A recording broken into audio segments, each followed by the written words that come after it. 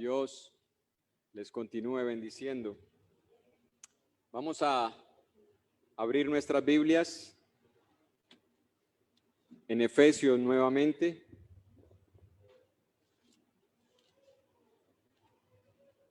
Efesios, donde nosotros hemos venido meditando, vamos a leer inicialmente el versículo 17.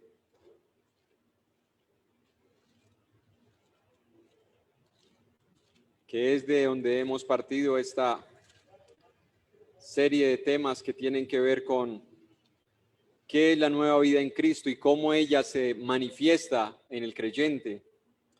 El versículo 17 dice: esto pues digo y requiero en el Señor, que ya no anden como los otros gentiles, que andan en la vanidad de su mente.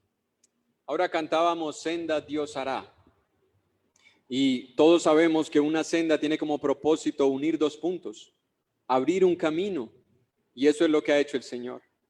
Ha abierto un camino para el creyente, porque el creyente no es una persona que ha sido resucitada y dejada fuera del sepulcro. Creyente es alguien que ha sido resucitado y que tiene como propósito, como meta, la vida eterna, la gloria de Dios.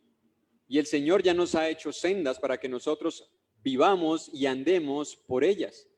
Y una de esas cosas que nos enseña la palabra de Dios, según este pasaje, es que ya el cristiano debe andar por esa senda que Cristo ha abierto, pero no como los otros gentiles.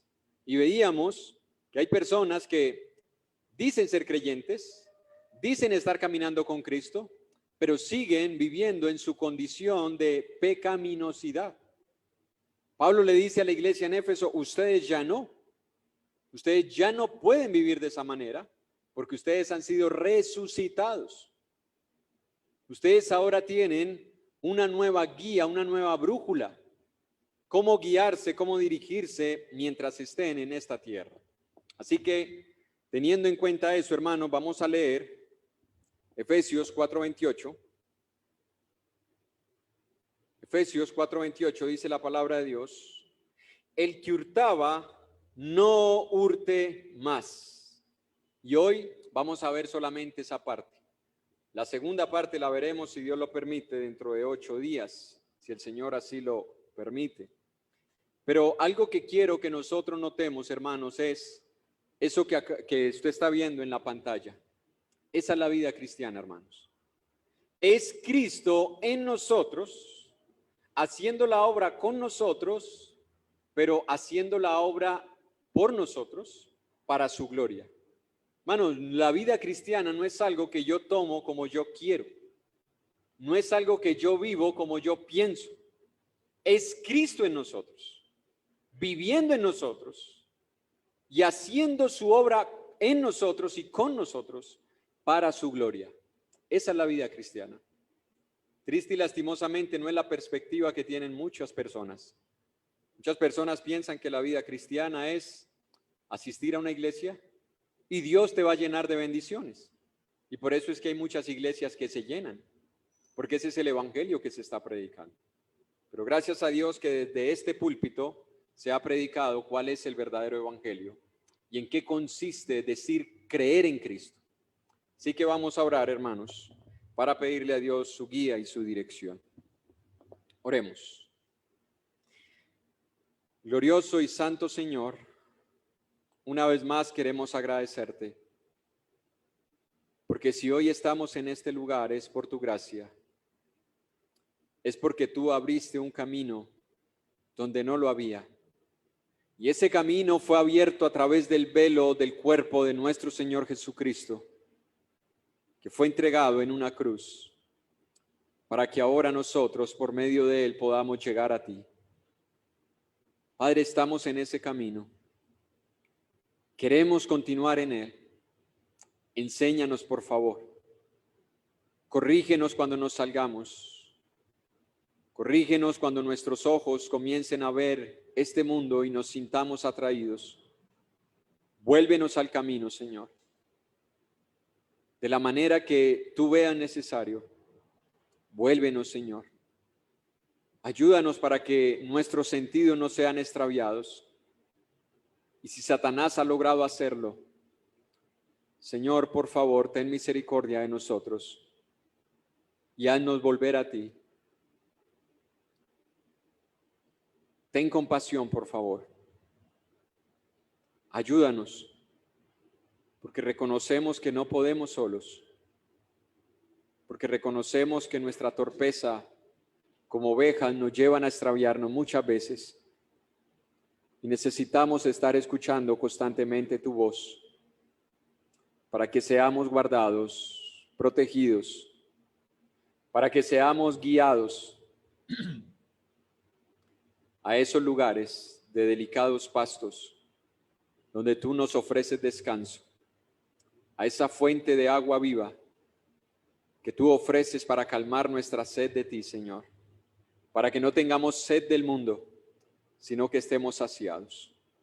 Es por eso que hoy venimos a escuchar tu voz, porque necesitamos, Señor, ser instruidos, ser corregidos, ser amonestados, o recordar, Señor, aquello que hemos olvidado. Solo tú sabes en qué situación nos encontramos. Así que ministra, por favor, por medio de tu palabra y de tu espíritu a cada corazón que sea dispuesto a escucharte, Señor. Por medio de Jesús, en su nombre te oramos y te damos gracias. Amén. El contexto, hermanos, creo que todos nosotros lo conocemos y más porque hemos estado estudiando con nuestro hermano Juan Carlos los días miércoles la carta a los Efesios. Pero nosotros sabemos que la iglesia en Éfeso o la ciudad de Éfeso era un puerto. Bueno, sigue siendo un puerto. Es lo que actualmente conocemos hoy como Turquía, ¿ya? Sigue siendo un puerto y por ser un puerto es un paso obligado de la mercancía, de los viajeros, de los comerciantes. Ese lugar era el punto de encuentro entre Asia y Europa. Se movía la mercancía por ese puerto. De ahí salía para Europa y de ahí entraba de Europa hacia Asia, ¿ya?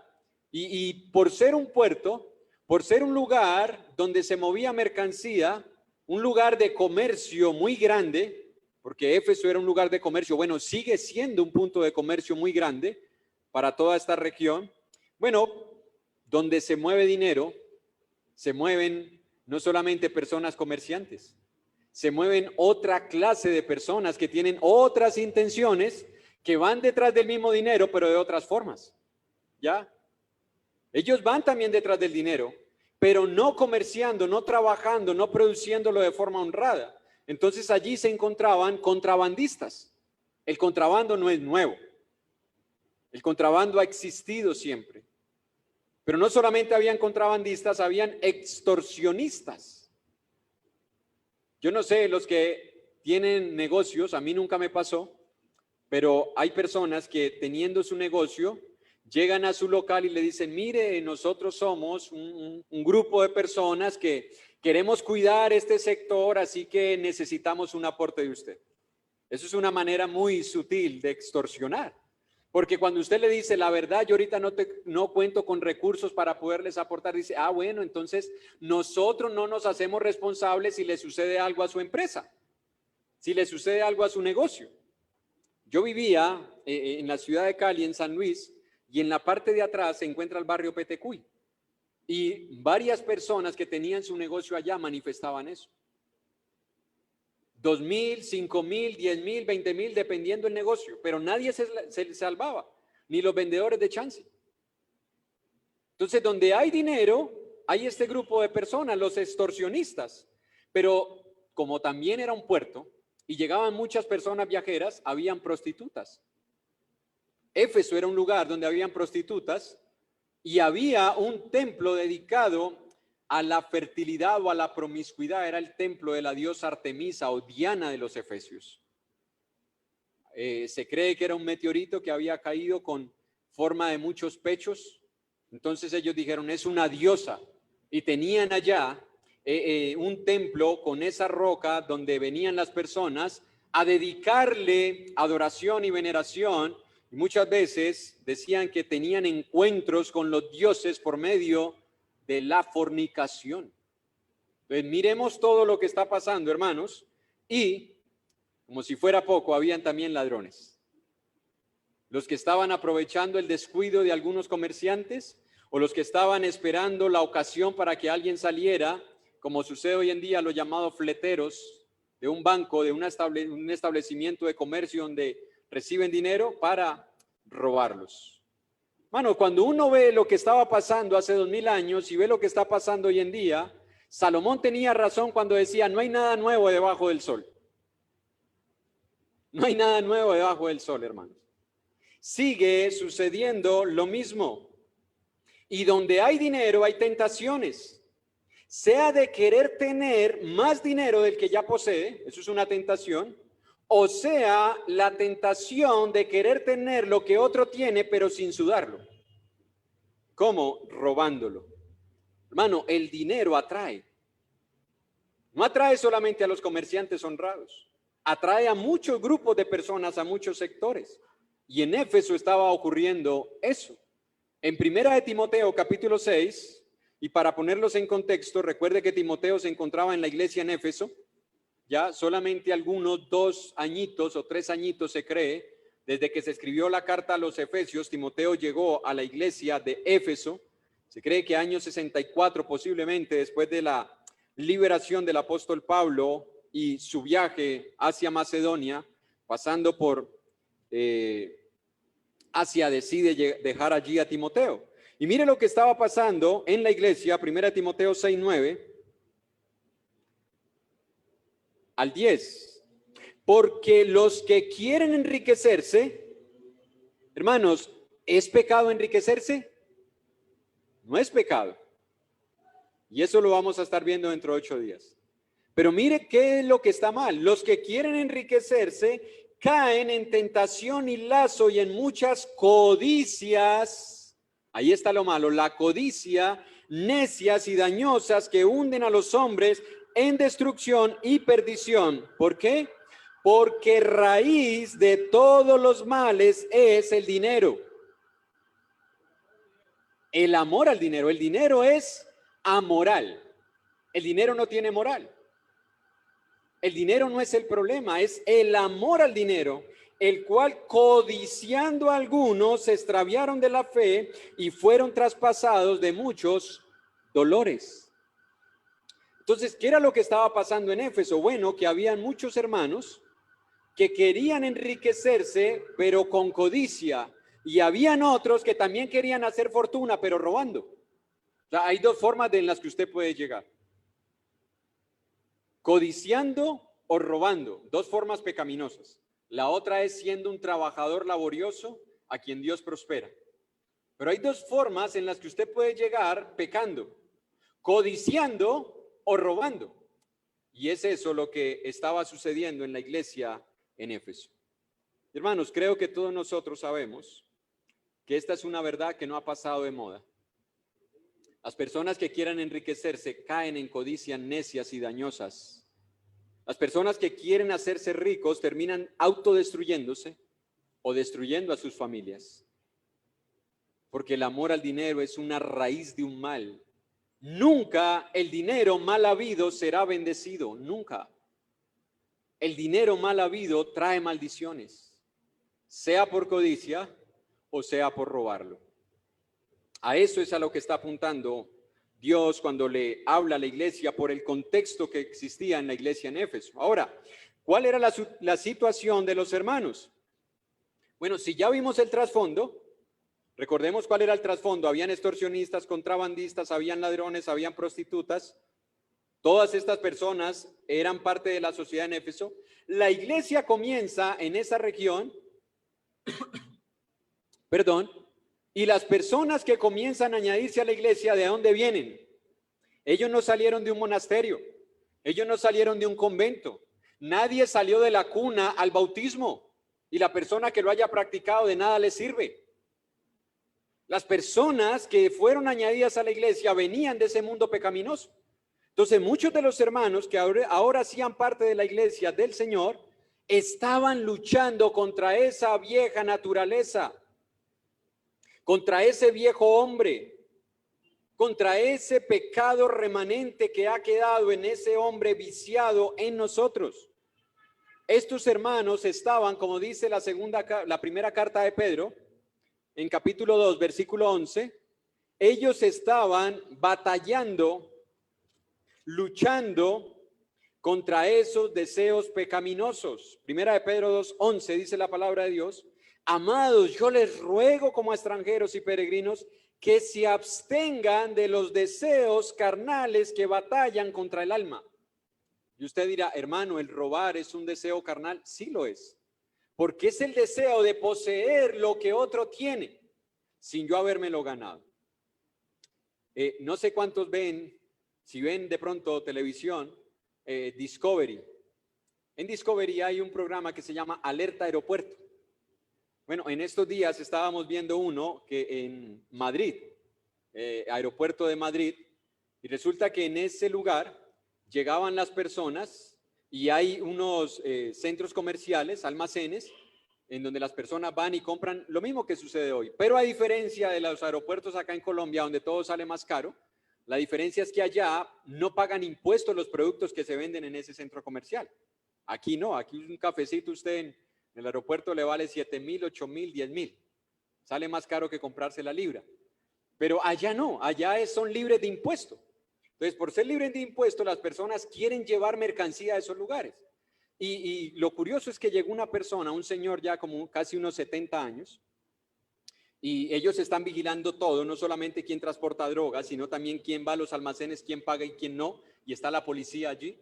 Y un señor compró unas cajetillas de cigarrillo, se llevó 4, pero pagó 2.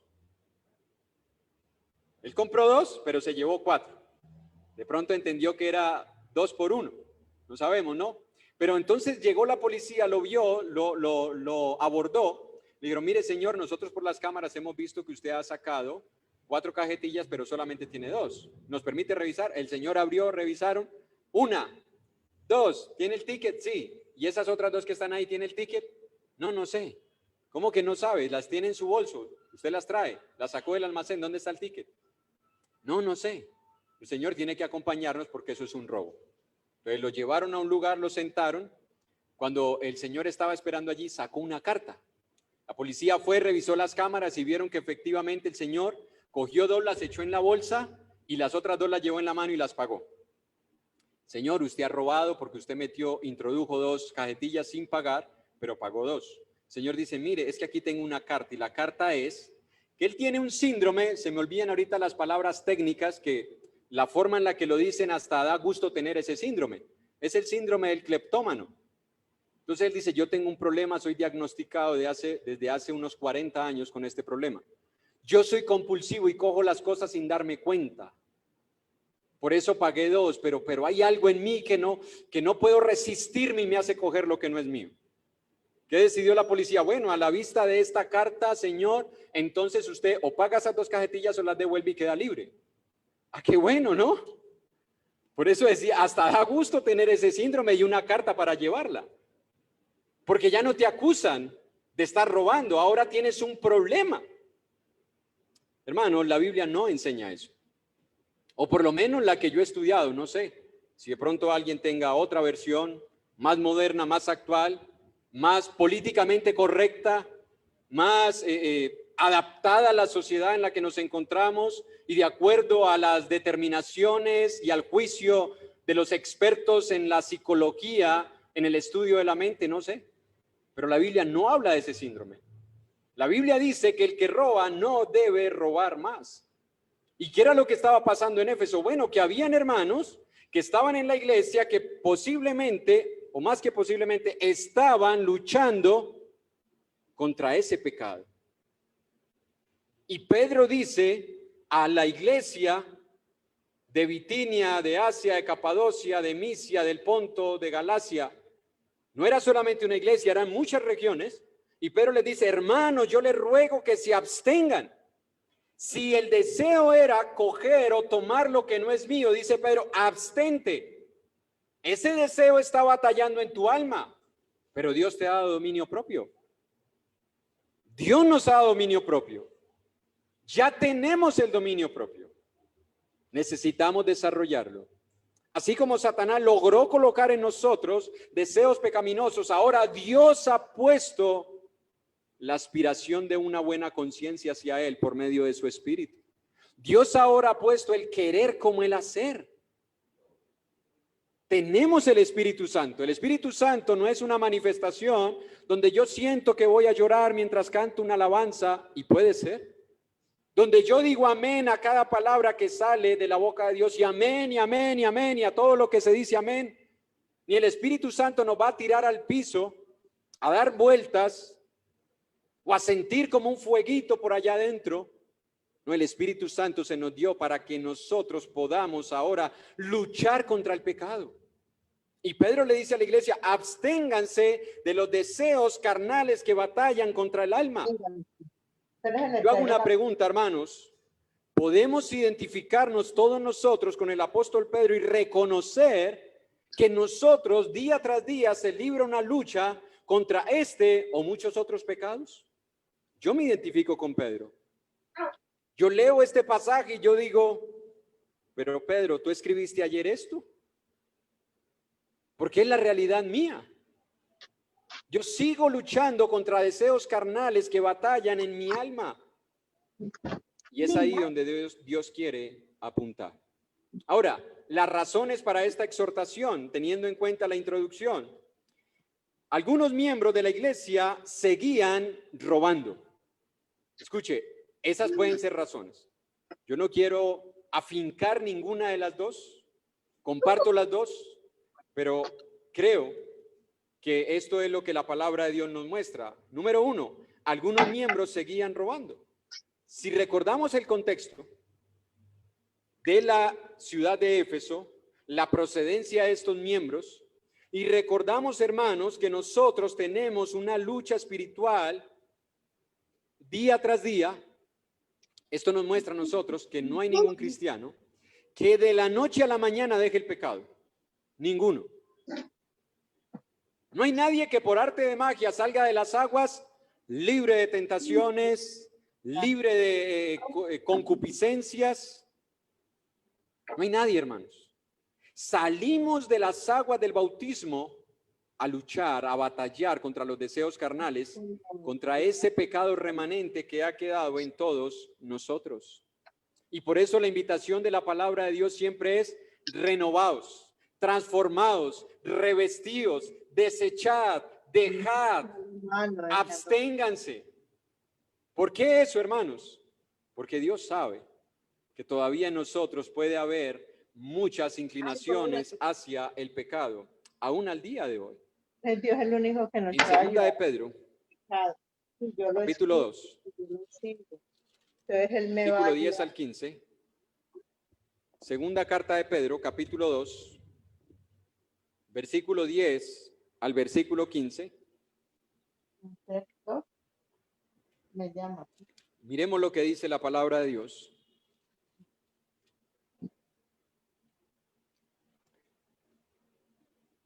Segunda de Pedro 1, 10 al 15.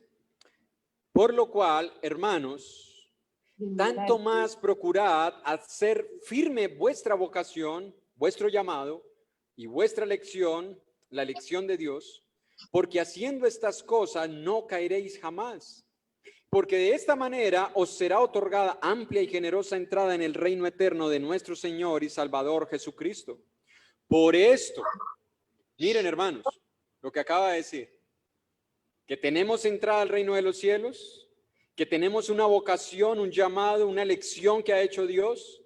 Por esto, dice Pedro, yo no dejaré de recordaros siempre estas cosas, aunque vosotros las sepáis y estéis confirmados en la verdad presente, pues tengo por justo, en tanto que estoy en este cuerpo, el despertaros con amonestación, sabiendo que en breve debo abandonar el cuerpo, como nuestro Señor Jesucristo me ha declarado. También yo procuraré con diligencia que después de mi partida, vosotros podáis en todo momento tener memoria de estas cosas. Es curioso porque las dos cartas de Pedro son exhortaciones, llamados al cristiano a vivir en santidad.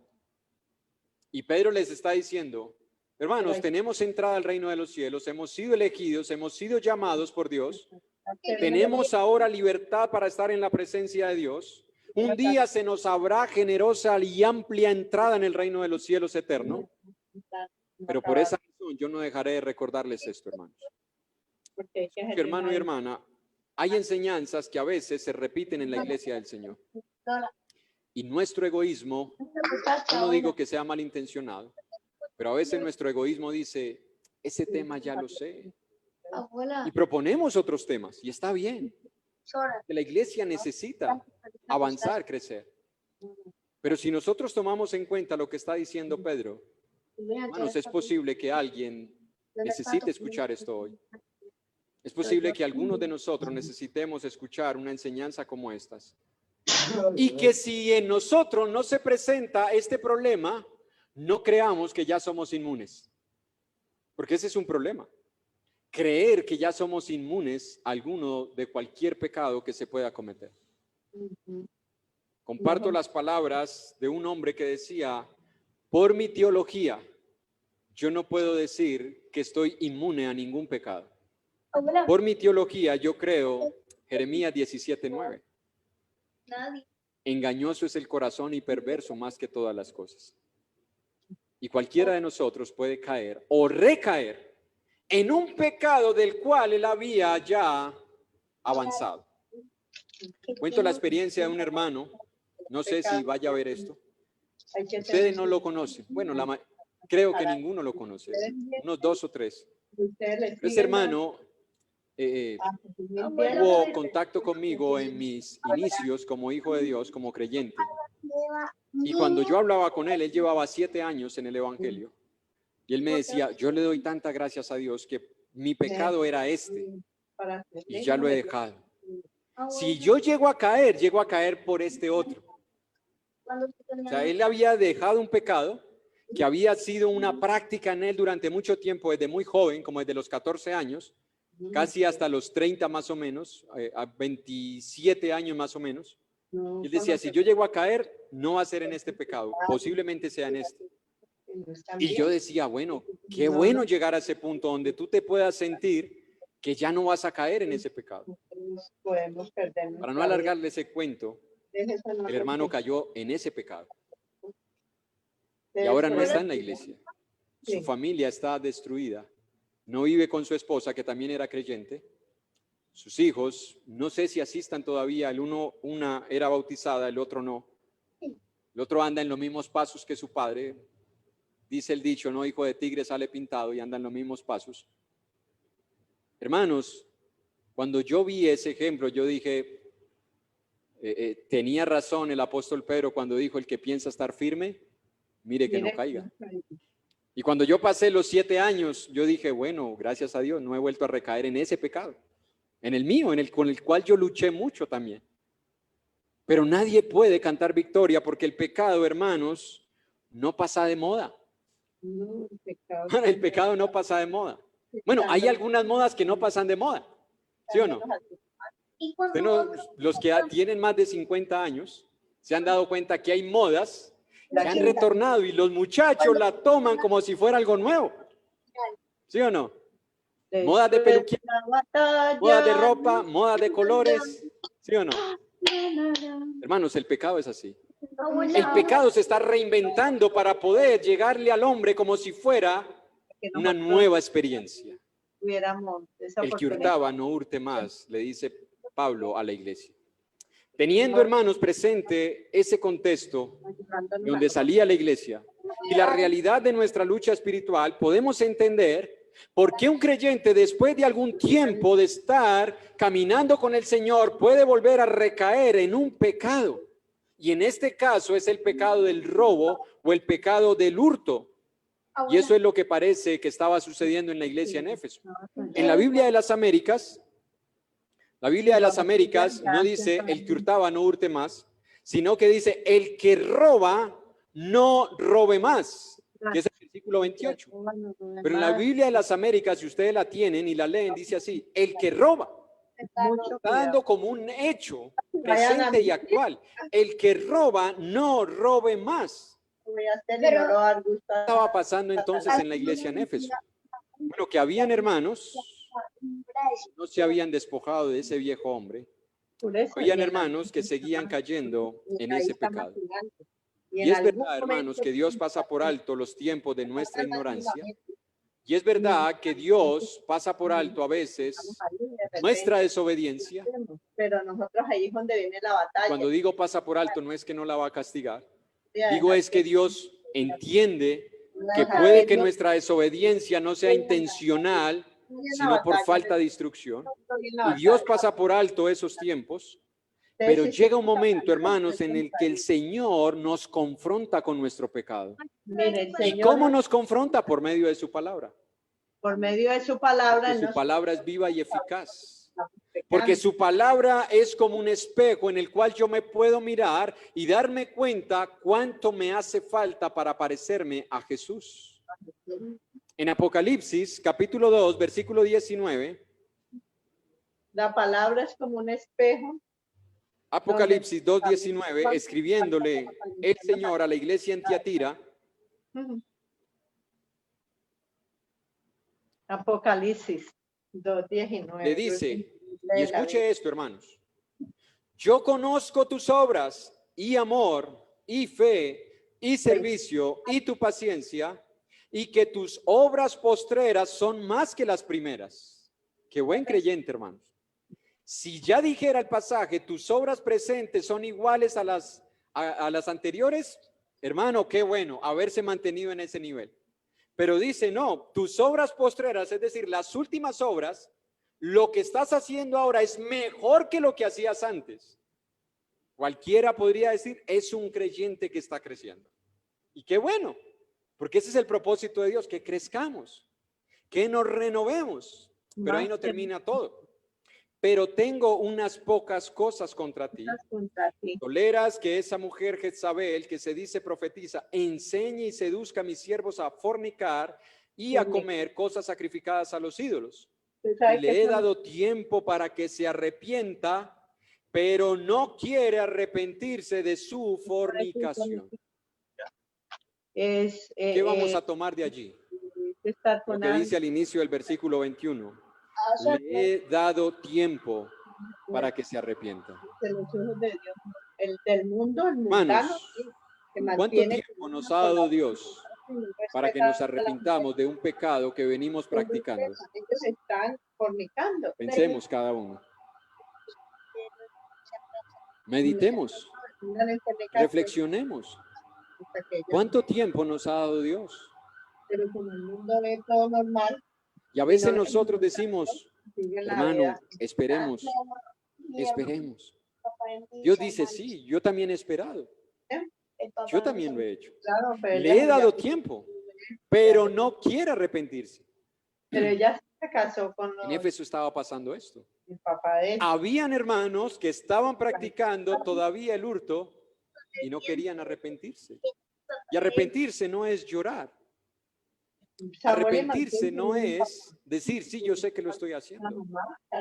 Arrepentirse es apartarse, es volverse en U. Ella tenía 18 años, ella se casó con el papá de él.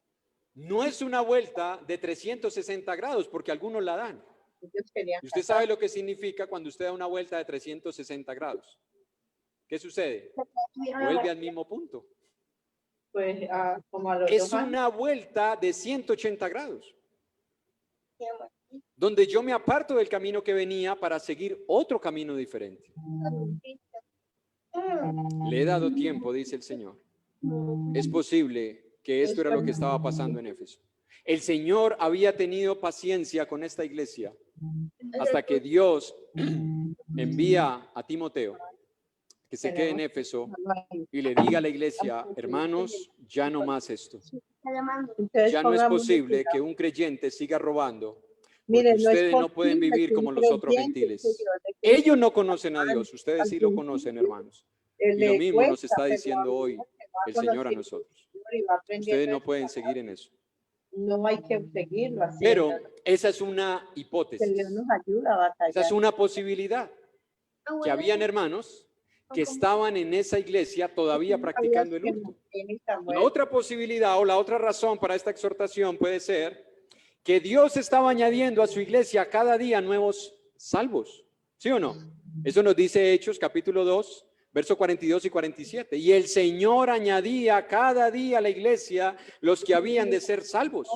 Ahora, esos nuevos creyentes que estaban llegando a la iglesia no habían escuchado las enseñanzas de Pablo, las enseñanzas de Apolos, que estuvo también allí, con el Señor, ellos se las van enseñanzas de Priscila y Aquila, que también sirvieron allí, las enseñanzas de Silas, un profeta de Dios. Posiblemente esos hermanos nuevos no habían recibido esta enseñanza, y recordemos nosotros, no era que allá llegaba un miembro nuevo a la iglesia y le decían, hermano, si no tienes Biblia, cómprate una en tal lugar. O si no tiene, nosotros te damos una. No la tenían. Para ese tiempo no se tenían Biblias como las tenemos hoy en día. Muchas de las enseñanzas habían sido traducciones, tradiciones orales, es decir, enseñanzas orales, verbales de los profetas, de los apóstoles, de los maestros, de los ministros, inspirados por el Espíritu en esa congregación, y otras estaban basadas en el Antiguo Testamento. Porque hay principios del Antiguo Testamento que comenzaron a ayudarle a la iglesia a mantenerse, y por eso es que nosotros vemos a los de Berea, no hermanos todavía, no eran hermanos, pero comparando lo que Pablo decía con las escrituras. ¿Cuáles escrituras? Las del Antiguo Testamento, no las del Nuevo, porque todavía no estaban. Entonces es posible que estaban llegando nuevos hermanos, nuevos miembros, que no habían entendido que ser creyente no era solamente ahora abrazar a Cristo y creer que un día iban a llegar al cielo, sino que ahora la vida en Cristo consistía en desechar toda clase de pecados. ¿Por qué? Porque llegaban con ese viejo hombre que estaba viciado. Y ese viejo hombre, hermanos, sigue luchando contra nosotros. Alguien decía, usted puede echar a patadas a un enemigo de su casa, pero si usted echa de su casa o de su vida patadas a ese enemigo interno, al otro día usted no se puede sentar, porque ese enemigo está en nosotros mismos. Es el viejo hombre. Y estos hermanos que estaban llegando a la iglesia, estaban llegando con ese viejo hombre viciado, hermanos. Y no habían entendido que había que desechar esta práctica de la cual habían vivido durante mucho tiempo. Porque si ellos seguían practicando el hurto es porque les había dado resultados, ¿o no? ¿Sí o no? Porque lo que no da resultados usted lo deja. Pero si algunos miembros seguían practicándolo y llegaban a la iglesia y continuaban en esa condición es porque les había dado resultados. Pero ¿qué le dice Dios ahora a estos hermanos? Ya no más, hermanos. Si ustedes hurtaban, ya no hurten más. ¿Por qué? Porque dentro de nosotros ha sido puesto un nuevo hombre con nuevas características y nuevas prácticas. En Gálatas capítulo 5 tenemos nosotros el antítesis de ese nuevo hombre y el sinónimo del viejo hombre. Gálatas capítulo 5, verso 19 al 21. Dice la palabra de Dios,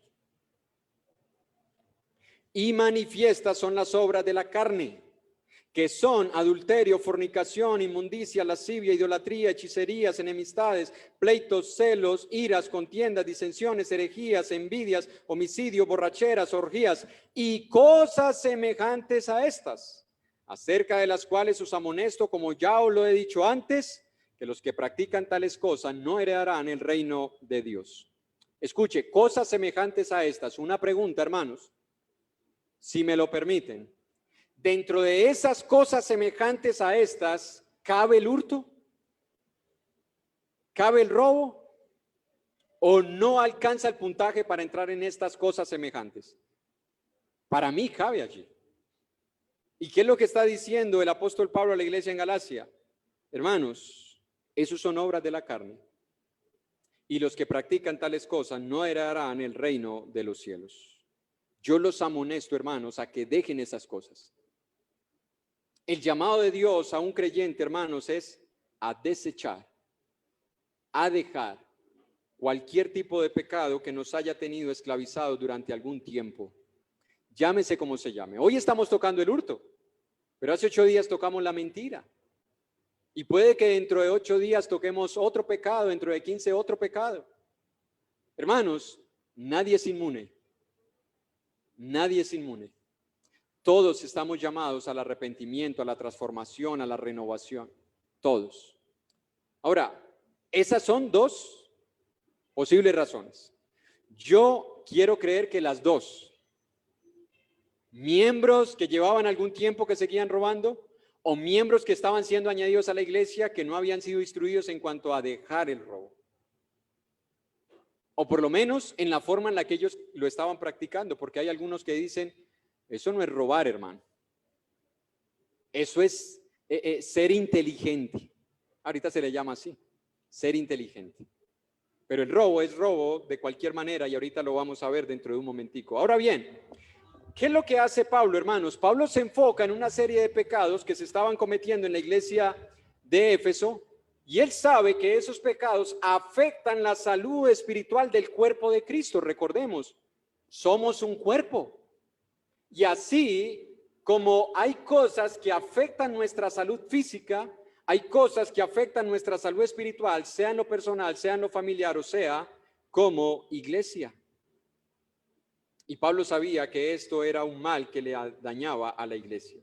Y es por eso que Pablo hace dos cosas. Él identifica y diagnostica la enfermedad y prescribe el tratamiento, como un buen médico. Y los que son médicos aquí o han estudiado medicina o tienen conocimiento saben que eso es lo que se hace. Se identifica y se diagnostica la causa de la enfermedad, la causa del mal, y luego se prescribe el remedio o el tratamiento. Bueno, eso es lo que hace Pablo. Versículo 28, identifica y diagnostica la enfermedad, el que hurtaba. Esa es la enfermedad, el hurto, el robo. Hermanos, cuando algo está mal en nuestra salud, lo que hay que identificar es la causa, no los síntomas.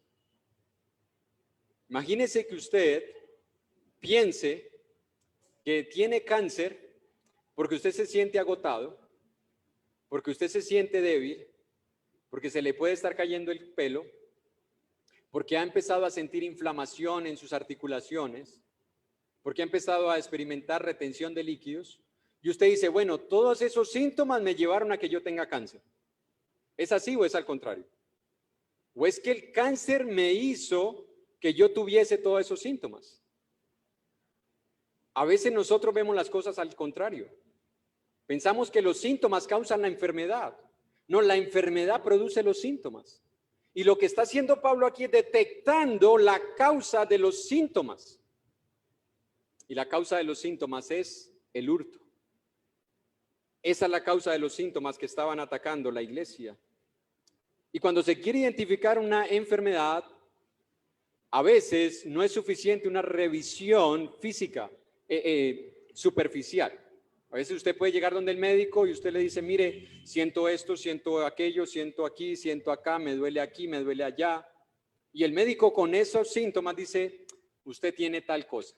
Y lo receta, no necesita más. Pero hay otras enfermedades que necesitan radiografías, ¿sí o no? Ecografías, exámenes de sangre, coprológicos, exámenes urinarios, tomografías, escanografías, bueno, todo lo que tenga que ver con la forma de investigar la causa de una enfermedad. Bueno, pero Pablo, gracias a Dios, inspirado por el Espíritu, identifica que lo que está pasando en la iglesia es que hay creyentes que seguían hurtando.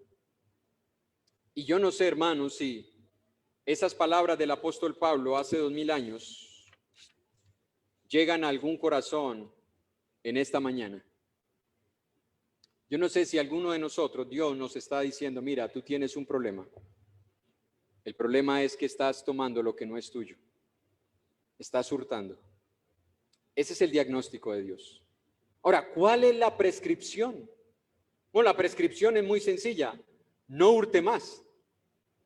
Hermano, hermana, me asombra la sencillez de la palabra de Dios para tratar un pecado como estos. Me asombra. Y es por eso que, a diferencia de la psicología y el humanismo, que tienen que hacer una serie de investigaciones, que tienen que hacer una serie de observaciones, que tienen que hacer una serie de estudios donde estudian miles de personas para llegar a una conclusión, donde a veces a la persona se la somete a terapias, charlas, regresiones o pastillas, porque la psicología no puede hacer más. La psicología se ha olvidado que nosotros tenemos también un espíritu. Ellos tocan solamente la parte mental, emocional, lo que está relacionado con el sistema, le llaman a ellos neural. Ellos piensan que solamente somos eso. Entonces hay que combatir eso con pastillas que bloqueen esas ansiedades, esas intenciones, esos deseos para que la persona no caiga en eso. Pero la palabra de Dios nos evita pastillas, nos evita pagar psicoterapeutas, nos evita pagar secciones donde tengamos que ir una y otra vez para que nos ayuden. La palabra de Dios da una solución sencilla, que es tan increíble que la gente no lo cree. Hermanos, es tan increíble la solución que Dios da que la gente no cree. Y yo no sé si muchos de nosotros estamos en ese mismo estado, no creemos. Porque la solución es: el que hurtaba, no hurte más. Lo mismo dijo con el asunto de la mentira. No mintáis los unos a los otros, sino hablad verdad. ¿Qué quiero, hermano, que nosotros veamos en esta mañana? Que la palabra de Dios es suficiente para ayudarnos a combatir cualquier pecado en el que estemos cayendo, hermanos. Cualquier pecado. Yo no sé cuál sea su pecado, hermano. No sé cuál sea su pecado, hermana. Posiblemente usted sepa cuáles son los míos. Qué bueno, ayúdeme orando por ellos. Pero la palabra de Dios es lo único que nos puede ayudar. No pensemos, hermanos, que Dios necesita ayudas complementarias. Porque eso es lo que a veces se piensa. Y lastimosamente el cristianismo se ha llenado de ayudas complementarias. No pensemos así. No pensemos que la palabra de Dios es insuficiente y necesitamos otras alternativas, otro tipo de tratamientos. ¿Sabe por qué, hermanos? Porque eso puede estar rayando contra la blasfemia, con la blasfemia. Porque le estaríamos quitando la eficacia a las Escrituras. Y si hay algo que los reformadores tuvieron como base para la restauración del cristianismo, fue las 5 solas: sola fe, sola gracia, sola Escritura, solo Cristo. Sola Escritura, hermanos. No estoy diciendo que hayan otras cosas que nos puedan ayudar, pero que nuestra confianza no esté depositada en las alternativas y no en las Escrituras. Y aquí tenemos una forma de luchar contra el pecado del hurto. ¿Cuál es? No hurte más. Hermanos, menospreciar lo que dice Dios en ese pasaje y creer que necesitamos otras alternativas, hermanos, es decirle a Dios: tu palabra no es suficiente, y es decirle al Espíritu Santo: tú eres ineficaz. ¿Puede haber una arrogancia mayor que estas? ¿Puede haber una actitud más arrogante que esta?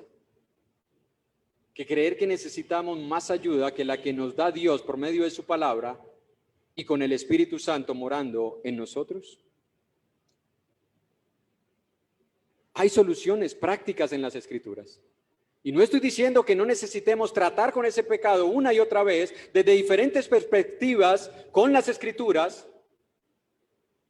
Lo que estoy diciendo, hermanos, es que si nosotros queremos dejar un pecado, Dios nos dice cómo. Dios nos dice cómo. Y en el caso del hurto, ya nos ha dicho cómo. No hurtes más. Ahora, ¿qué pensaba Dios acerca del pecado del hurto en el Antiguo Testamento? Porque hay algunos que dicen: bueno, eso es en el Nuevo, hermanos. En el Antiguo era diferente porque allá... No, Dios no ha cambiado. Si usted tiene un Dios en el Antiguo y otro Dios en el Nuevo, usted es politeísta.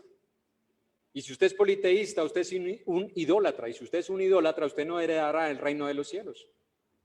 Yo creo en un mismo Dios, Antiguo y Nuevo Testamento, igualito. igualito, hermanos. La justicia del Antiguo Testamento a la del Nuevo Testamento no ha cambiado. La severidad de Dios del Antiguo Testamento a la del Nuevo no ha cambiado. La misericordia de Dios del Antiguo al Nuevo Testamento no ha cambiado. Porque el día que Dios cambie alguna de sus virtudes o sus atributos, deja de ser Dios. Porque precisamente eso es lo que hacen a Dios ser Dios, que Él no cambia, a diferencia de nosotros. Y qué bueno, porque nosotros sí necesitamos cambiar mucho. Bueno, hablo por mí. Yo necesito cambiar mucho. Gracias a Dios, porque Él nos permite renovarnos. Ahora, ¿qué pensaba Dios o qué había enseñado Dios acerca del hurto? En Levítico, capítulo 6, versículo 1 al 7. Levítico, capítulo 6, versículos del 1 al 7. Y preste atención, hermano, yo voy a esperar a que usted tenga su Biblia, la abra y pueda encontrar el pasaje. Levítico, tercer libro de las Escrituras, es decir, Génesis, Éxodo, Levítico, para que no lo busquen el nuevo. Capítulo 6, versículos del 1 al 7, dice la palabra de Dios. Habló Jehová a Moisés diciendo: cuando una persona pecare e hiciere prevaricación contra Jehová y negare a su prójimo lo encomendado o dejado en su mano, o bien robare o calumniare a su prójimo, o habiendo hallado lo perdido después lo negare, y jurar en falso en alguna de todas aquellas cosas en que suele pecar el hombre, entonces, habiendo pecado y ofendido, restituirá aquello que robó, o el daño de la calumnia, o el depósito que se le encomendó, o lo perdido que halló, o todo aquello sobre que hubiere jurado falsamente, lo restituirá por entero a aquel a quien pertenece, y escuche esto, y añadirá a ello la quinta parte en el día de su expiación. Y para expiación de su culpa traerá Jehová un carnero sin defecto de los rebaños, conforme a tu estimación, y lo dará al sacerdote para la expiación. Y el sacerdote hará expiación por él delante de Jehová, y obtendrá perdón de cualquiera de todas las cosas en que suele ofender. Por providencia de Dios, hoy ocurrió algo parecido, ¿no? Los hermanos saben, se había perdido algo, pero se devolvió a su dueño. Se devolvió a su dueño. La providencia de Dios que a veces nos permite ver estas cosas, ¿no? Y uno dice: Señor, gracias porque nos enseñas que has trabajado eso en nuestras vidas, en nuestros corazones. Pero si usted lee la lista, hermanos, ¿qué pensaba Dios acerca de la persona que robaba? Y mire, hay muchas formas de robar. Menciona en el versículo 2, niegue a su prójimo lo encomendado. Es decir, se comprometió a algo, se le encargó a algo y no lo cumplió. Segunda, o dejado en su mano. Usted no me dejó nada. Yo pensé que usted ya no necesitaba eso. Yo pensé que usted se había olvidado de eso. Como usted tiene más, entonces creí que usted me lo había regalado, dejado en su mano. O bien robare o calumniare a su prójimo, o habiendo hallado lo perdido. No sé a quién escuchaba yo esto. Comentaba algo acerca de esto y decía: ¿cuántos han visto esta escena que alguien está adelante de suyo, usted está atrás con otra persona, y alguien saca la billetera o saca algo del bolsillo y se le cae plata? Y el que está atrás no le dice: mire, se le cayó, ¿sabe qué hace? La pisa. Y se queda ahí parado. Y el otro que vio, ¿sabe qué hace? Serrucho. Vamos en serrucho. Eso es robar. Porque si yo me lo encontré, no es mío, es de alguien. Ahora, si no aparece el dueño, es diferente. Pero el propósito en el cristiano debe ser devolverlo a su dueño, porque de alguien es. Eso no apareció por ósmosis. De alguien es. Encontrarse algo y guardarlo, pensando que es que yo me lo encontré, es mío. Y los niños a veces caen en eso, ¿no? Yo con los niños míos tengo esa lucha, porque en mi casa hay varios niños en la parte de abajo. Ya, me encontré esto, pregunte de quién es. No, pero es que me lo encontré, pregunte de quién es. Si se lo encontró abajo, él no llegó allí, que es un muñeco, él no camina. Los únicos que caminan son los de Toy Story, esos no. Pero hermanos, si cayó allí, de alguien es. Encontrárselo perdido y no devolverlo es robo. Y el pasaje no termina allí, sino que habla qué hacer. Dice, entonces habiendo pecado y ofendido, restituirá aquello que robó.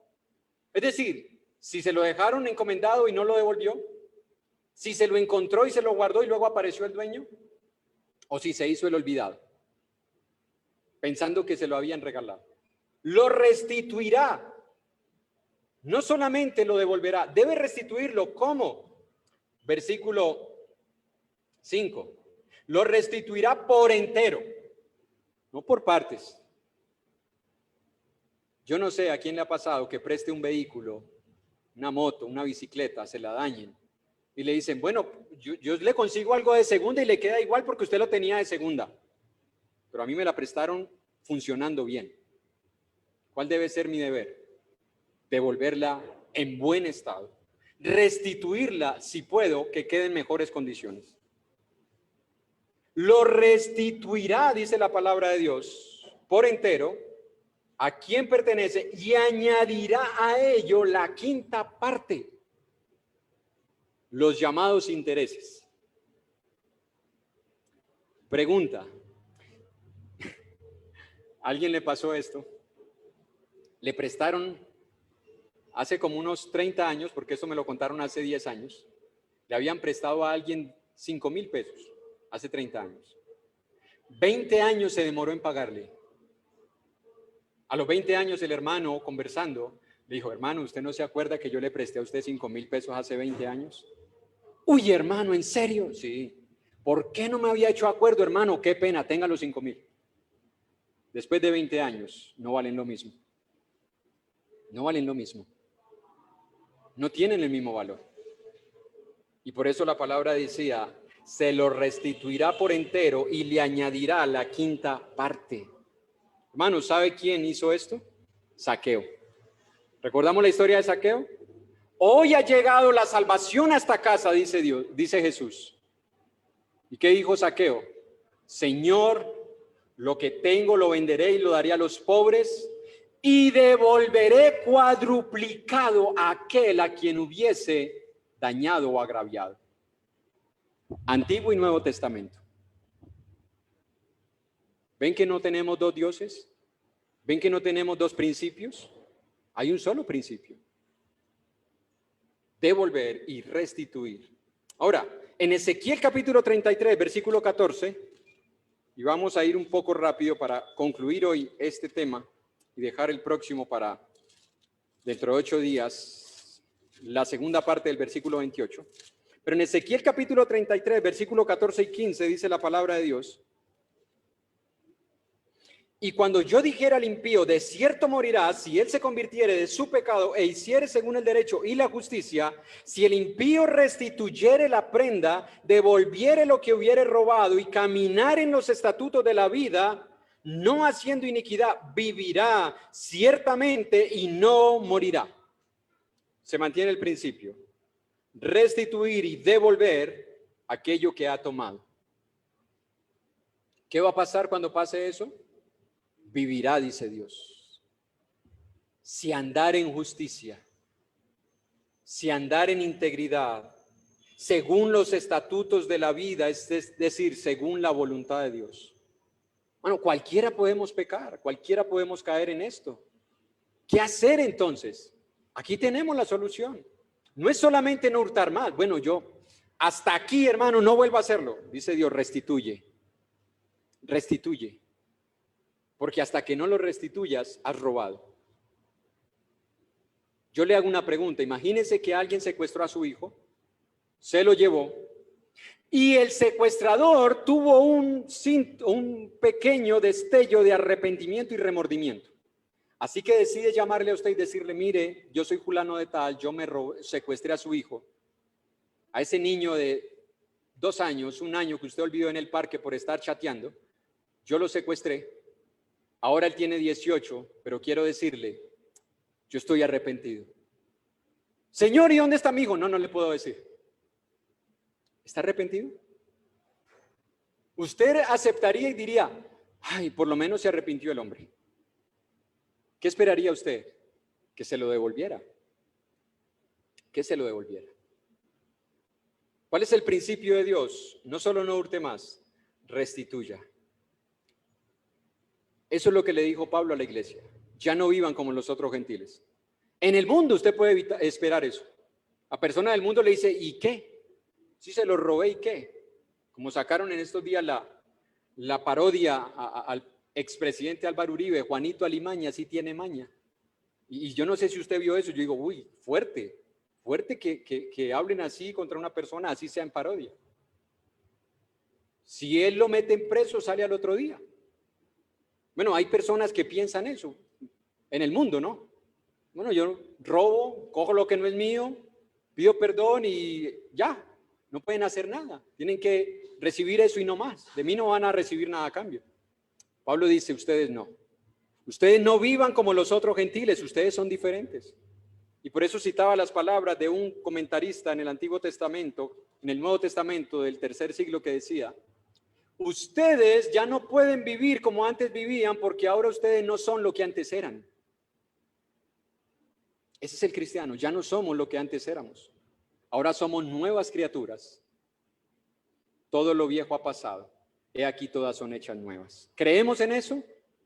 Pero eso no es solamente un pensamiento. Eso es en la práctica, hermanos. Eso se tiene que llevar a la práctica. Ahora, hay hijos que piensan que los únicos ladrones son los que están en la calle. ¿Sí o no? Hay hijos que piensan que los ladrones están afuera y ellos cierran la puerta. Ay, mamá me ha dicho que cierre la puerta, le ponga reja, candado, doble pestillo y ponga el perro en la entrada, bien bravo. Y a veces pensamos que los ladrones solamente están en la calle, pero escúchame, hijo, hay muchas formas de robar y pueden comenzar en casa.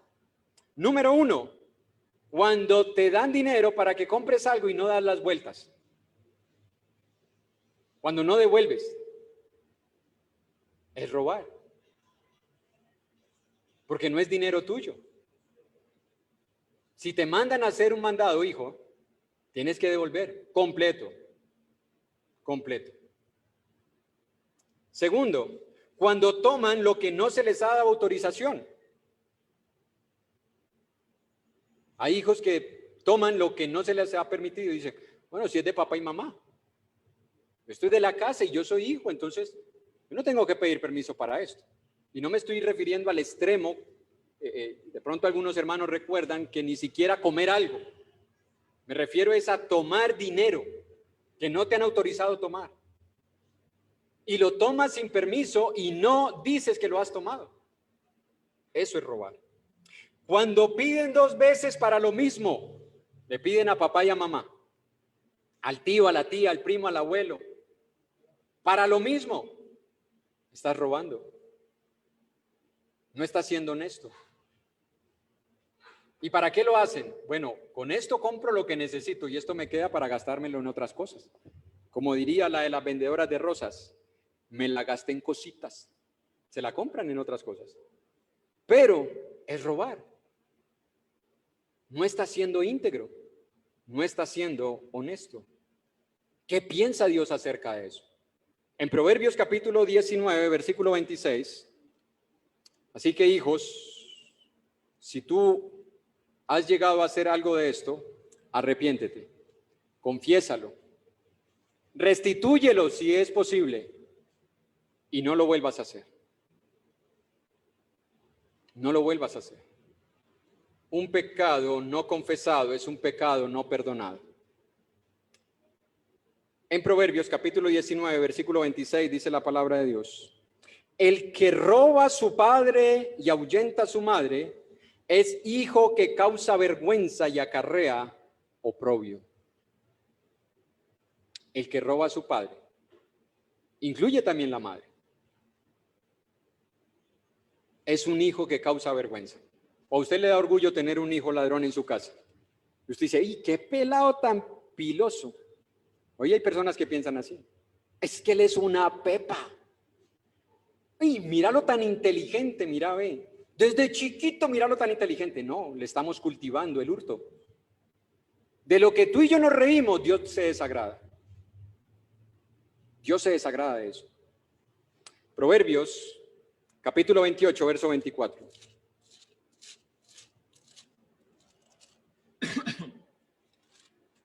Proverbios 28, 24.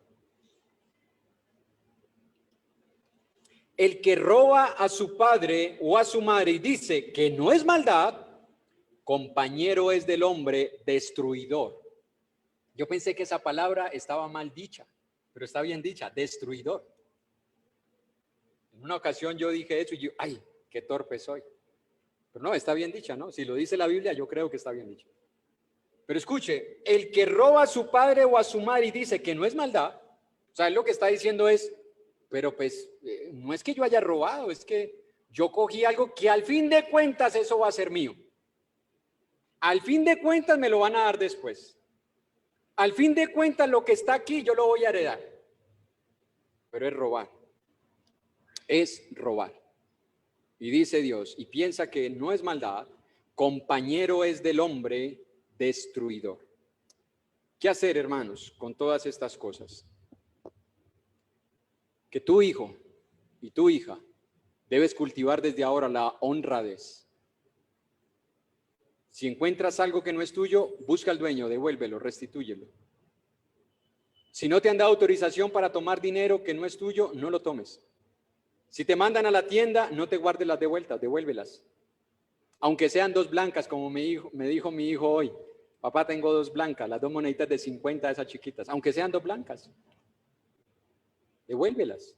Cultiva en ti el ser honrado. Porque si no, es algo que comienza a tomar ventaja en nuestros corazones. A tomar lo que no es nuestro o a quedarnos con lo que no es nuestro. Hay consecuencias, hermanos. Y hay que enseñarle a nuestros hijos el respeto por la propiedad ajena. Para que nosotros podamos disfrutar una vida en el Señor sin tantas luchas. Porque es una lucha, hermanos, el dejar de robar, como el dejar de fumar, dejar de tomar, dejar la fornicación, dejar la mentira, dejar la ira, dejar la malicia, dejar el engaño, dejar el rencor. Son luchas. Luchas, hermanos. Pero podemos comenzar a desechar todos esos pecados, porque hay consecuencias. Para terminar, hermanos, Jeremías capítulo 22, versículo 3 al 9. Jeremías 22, versículo 3 al versículo 9. Dice la palabra de Dios. Así ha dicho Jehová: haced juicio y justicia y librad al oprimido de mano del opresor. Y no engañéis ni robéis al extranjero, ni al huérfano, ni a la viuda, ni derraméis sangre inocente en este lugar. Porque si efectivamente obedeciereis esta palabra, los reyes que en lugar de David se sientan sobre su trono, entrarán montados en carros y en caballos por las puertas de esta casa, ellos y sus criados y su pueblo. Mas si no oyereis estas palabras, por mí mismo he jurado, dice Jehová, que esta casa será desierta, porque así ha dicho Jehová acerca de la casa del rey de Judá: como Galaad eres tú para mí, y como la cima del Líbano. Sin embargo, te convertiré en soledad y como ciudades deshabitadas. Prepararé contra ti destruidores, cada uno con sus armas, y cortarán tus cedros escogidos y los echarán en el fuego. Y muchas gentes pasarán junto a esta ciudad y dirán cada uno a su compañero: ¿por qué hizo así Jehová con esta gran ciudad? Y les responderá: porque dejaron el pacto de Jehová su Dios y adoraron a dioses ajenos y les sirvieron. Y recuerde, cuando se refiere aquí el pacto, no se refiere a un hecho preciso y en particular, sino al compromiso que ellos habían hecho de andar en la voluntad de Dios. Por eso el versículo 5, el versículo 4 les habla acerca del robo, acerca de tomar lo que no es de ellos, acerca de tomar lo que no les pertenecía en el versículo 3. Ese era el pacto, ese es el compromiso, dejar el viejo hombre y revestirnos del nuevo. ¿Cuáles eran las consecuencias? Esta casa será destruida. Y lo mejor que ustedes tienen será destruido. Hay consecuencias, hermanos, para nosotros y para nuestras familias. Si somos padres de familias, no pensemos egoístamente, creyendo que eso morirá con nosotros. Pensemos en las consecuencias que podemos atraer sobre nuestras familias. Si tú eres un hijo, no pienses, bueno, eso son cosas de muchachos, yo lo que tomo no es mucho. Hay otros que roban más. Hay consecuencias también. No pensemos livianamente acerca del hurto. No pensemos livianamente acerca de la forma en la que podemos caer en el hurto. No pensemos que los únicos que roban son los que salen con mano armada. Hay muchas formas que Dios cataloga como hurto. ¿Cuál es el llamado de Dios, hermanos? El arrepentimiento. Ese es el llamado de Dios, el arrepentimiento. Y si hay alguien en este lugar o alguien que nos esté viendo y crea que lo único que necesita es dejar de robar para estar en el cielo, no se engañe. Porque hay personas que nunca habrán tomado algo ajeno, pero estarán condenados. Lo que usted necesita es tener a Cristo. Lo que usted necesita es perdón de sus pecados, todos sus pecados, no uno solo. Usted no necesita moralidad, usted necesita nueva vida en Cristo. Eso es lo que usted necesita. Eso es lo que Dios le quiere dar. Para que usted pueda luchar contra esos deseos pecaminosos que batallan contra el alma. Esos deseos engañosos que nos quieren llevar a tomar lo que es ajeno. Para eso se nos ha dado el Espíritu Santo. Dios quiere que nos arrepintamos. Dios quiere que dejemos cualquier tipo de pecado. Y en este caso Dios dice, no hurtes más. Déjalo ya. No sigas. En Romanos capítulo 2, me perdonan que termine con este pasaje. No porque el pasaje tenga algo así en malo, sino que dije que iba a terminar.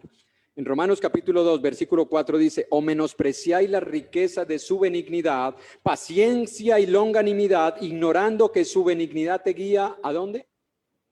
¿A dónde nos ha querido guiar, hermanos, todo este tiempo que posiblemente Dios ha tolerado y ha soportado que nosotros estemos cometiendo ese u otros pecados? ¿A dónde nos ha querido guiar Dios? ¿A que nos apartemos más? Jamás. Su benignidad nos ha guiado al arrepentimiento. Esa es la única solución, hermanos, para cualquier pecado. No la defensa, no la autojustificación, no el acusar a otros. Es arrepentimiento, hermanos. Es lo único que nos puede ayudar a nosotros a reconciliarnos con Dios. Que Él les bendiga, hermanos.